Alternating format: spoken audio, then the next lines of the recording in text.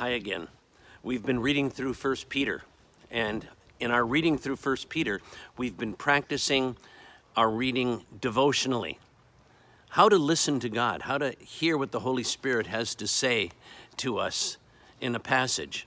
And so far in 1 Peter, what we've been reading is that because of God's great mercy and his love for us, he caused us to be born again to a living hope, to an imperishable inheritance.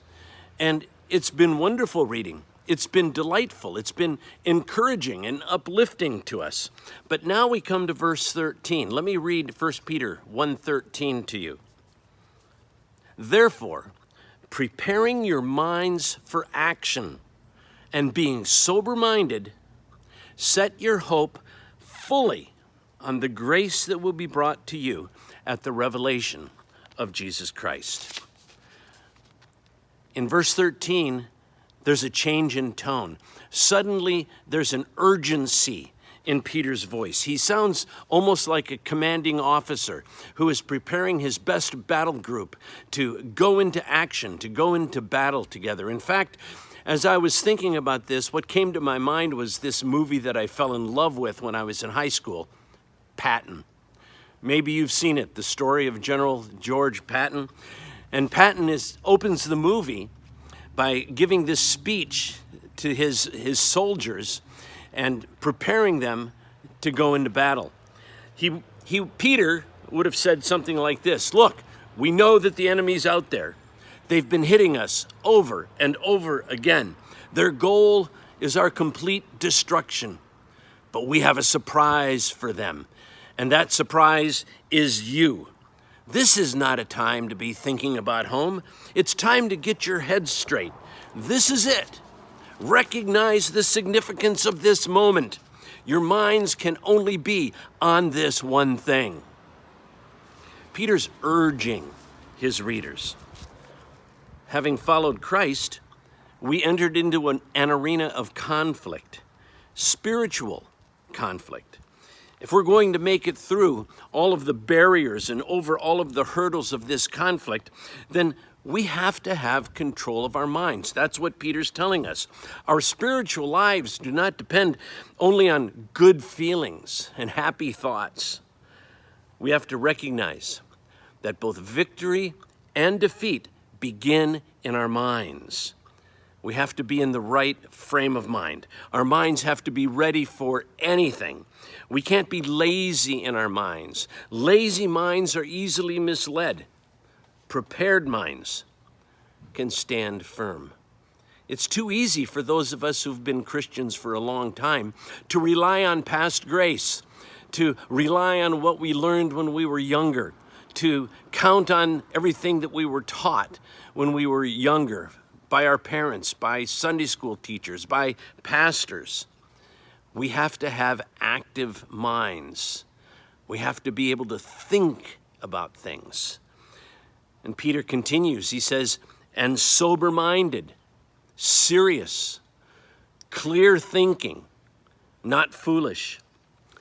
I remember one time, and this is kind of an embarrassing memory, but I remember one time I was with a group of my pastor friends, and we were all in one of my pastor friends' homes.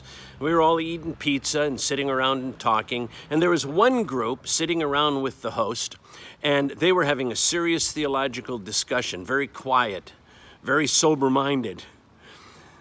At the same time, one of my friends and I were off at the side, and we were talking about something else that was really funny. And apparently at one point, I just laughed way too loud. And our host raised his head, looked over at me and said, "Moorhead, are you ever serious about anything?" Now, I think it's very possible to be sober-minded and still laugh and still have fun. But this came to my mind, and it made me think a little bit. It's important for us to be able to realize the seriousness of this spiritual conflict. Okay, so now we have all this preparation, all of this mental preparation. What do we do with our well-trained and well-disciplined minds? Peter says this: Then set your hope fully on the grace that will be brought to you at the revelation of Jesus Christ. Fill our minds with the thought of the grace that Jesus is bringing us. This should be our central thought. We've already been saved by grace, but that salvation only enlisted us into the conflict, into the war. How do we stand firm in the midst of battle?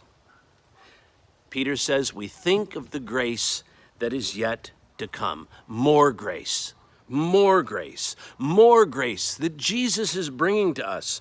He's preparing us for everlasting life. He's getting us ready to live with him in a place where all sorrow and pain passed away. He's bringing to us the completion of the grace that we have already received. Maybe you've heard this criticism before. That man is so heavenly minded that he's of no earthly good.